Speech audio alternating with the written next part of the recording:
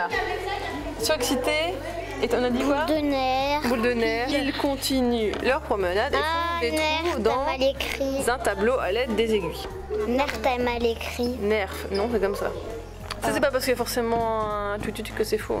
Ils essayent de bouger les livres, mais ils sont trop lourds. Du coup, Bib utilise le fil de son pull pour faire un lasso et les tire, puis les empile et joue un peu dedans. On fait un travail sur 6 séances, à savoir donc une séance par semaine, donc depuis tout l'été. En fait, on fait un atelier d'écriture de scénario, d'une histoire, donc avec la bibliothèque de Ron, qui est une histoire à partir de personnages qui vont évoluer donc, dans cette bibliothèque.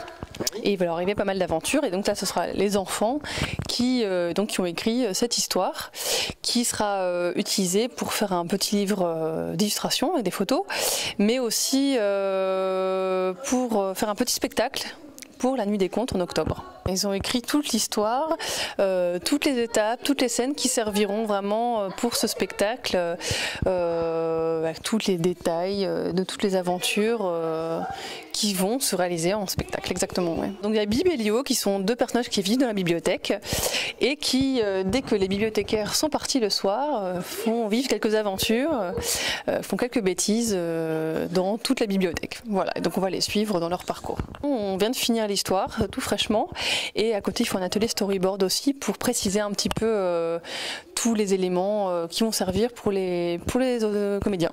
Du coup ils se turent, sautèrent sur les bacs à livres, ouvrir la fenêtre et sautèrent. Bon, on va voir, peut-être reformuler. Par malchance, Lio se coinça la jambe dans la fenêtre et comme c'était l'heure du conte, la bibliothécaire entra dans la salle et à suivre. Et boum! C'est la fin. Ah, c'est sauvé. Alors, par contre, on va reformuler parce que c'est un peu mal formulé. Je suis une bonne lecteuse. J'aime bien, lectrice plutôt. J'aime bien lire, donc je voulais voir un petit peu qu'est-ce qui se passait pendant qu'on écrivait des histoires. Je voulais voir comment ça se passe. Donc ça m'intéressait beaucoup à faire ça. Donc c'est pour ça que je me suis mis à faire ça. Au début, c'était un petit peu pas beaucoup facile, mais après on s'est vite habitué. Ça fait un petit peu côté d'histoire bêtises qui font rire à des enfants. Les enfants aiment souvent ça, avec des images. Je suis vraiment impatiente à voir aussi à quoi la scène va ressembler avec les acteurs et les actrices.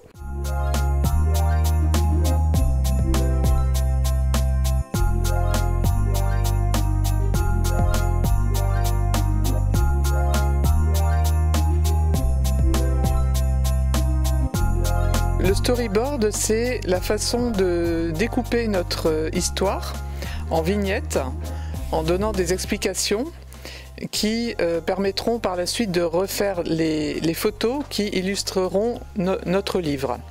Donc on a découpé l'histoire écrite en tranches, en séquences, et on a choisi de quelle manière on allait illustrer chaque séquence.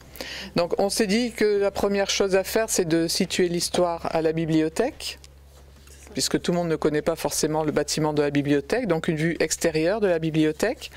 Et ensuite on a repris donc toutes les bêtises de nos personnages en se demandant comment mettre l'accent sur les éléments importants. Par exemple, la première scène avec la brique de jus d'orange périmée, ce qui est important, c'est la date de péremption du jus d'orange, puisque c'est ce détail qui va provoquer tout le reste. Ensuite, voilà, à chaque fois on s'est posé la question, comment illustrer les choses de façon la plus pertinente possible. Par exemple, pour le combat aux aiguilles à tricoter, on a choisi de faire un plan comme si on était derrière Lio, qui voit arriver en face d'elle Bib sur le zébréphant avec son aiguille à tricoter. Comme ça, ça donne une image, une photo beaucoup plus dynamique que si on faisait un plan vu sur le côté. C'est Bib et Lio qui sont... ils veulent partir pour pas que la bibliothécaire elle les voie. Mais il y a Lio, ou Bib, je sais plus, qui se fait coincer la jambe dans la fenêtre.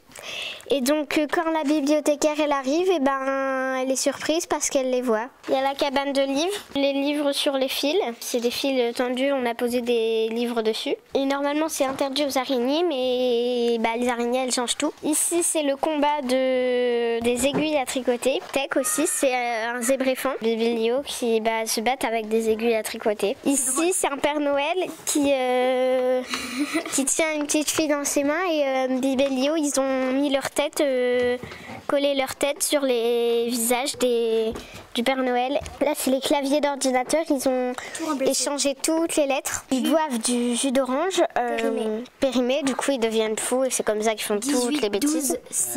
18 12 06. Là c'est à l'entrée de la bibliothèque pour qu'on montre à quoi elle ressemble. C'est vraiment la base de travail pour après créer une image, que ce soit en spectacle vivant que autre médium. Donc il évoluera dès qu'il sera mis en œuvre, créé par quelqu'un d'autre en fait. Ce petit événement, ce sera donc la concrétisation de ce travail qui a été fait pendant tout l'été. Imaginer l'histoire, l'écrire, l'illustrer, faire le storyboard. Ça finira par un livre, bien sûr, puisque on est quand même dans une bibliothèque. Mais aussi, on rendra ce livre vivant par un spectacle.